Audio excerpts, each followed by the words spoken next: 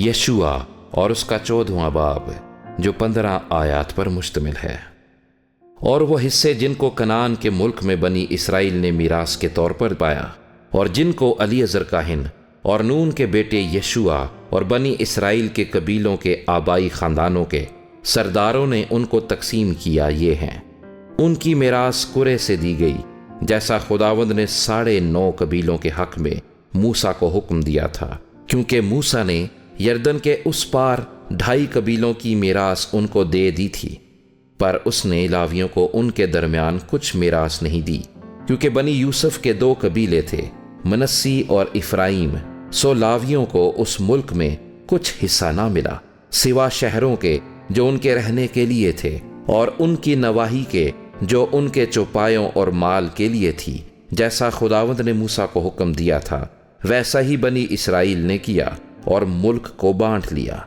तब बनी यहूदा जिलजाल में यशुआ के पास आए, और किन्जी युफना के बेटे कालिब ने उससे कहा, तुझे मालूम है कि खुदावंद ने मर्दे खुदा मूसा से मेरी और तेरी बाबत कादिस बरनी में क्या कहा था, जब खुदावंद के बंदे मूसा ने कादिस बरनी से मुझको इस मुल्क का हाल दरियाफ्त करने को भेजा। उस वक्त मैं 40 बरस का था, और मैंने उसको वही खबर ला कर दी जो मेरे दिल में थी। तो भी मेरे भाइयों ने जो मेरे साथ गए थे लोगों के दिलों को पिघला दिया, लेकिन मैंने खुदावंद अपने खुदा की पूरी पैरवी की। तब मूसा ने उस दिन कसम खाकर कहा कि जिस जमीन पर तेरा कदम पड़ा है वो हमेशा के लिए तेरी और तेरे बेटों की मीरास ठहरेगी, क्योंकि तूने खुदावंद मेरे खुदा की पूरी पैरवी की है।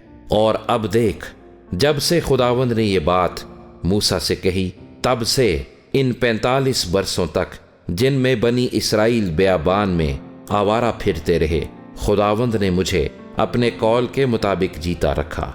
और अब देख, मैं आज के दिन 85 बरस का हूँ, और आज के दिन भी मैं वैसा ही हूँ जैसा उस दिन था जब मूसा ने मुझे भेजा था। और जंग के लिए और बाहर जाने और लौटने के लिए जैसी कुवत मुझ में उस वक्त थी, वैसी ही अब भी है।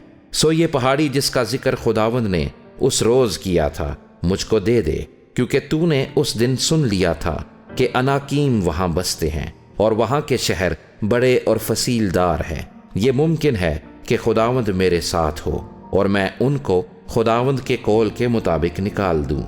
तब यशुआ ने युफना के बेटे कालिब को दुआ दी, और उसको हबरून मीरास के तौर पर दे दिया। सो हबरून उस वक्त से आज तक किन्जी युफना के बेटे कालिब की मीरास है, इसलिए कि उसने खुदावंद इसराइल के खुदा की पूरी पैरवी की।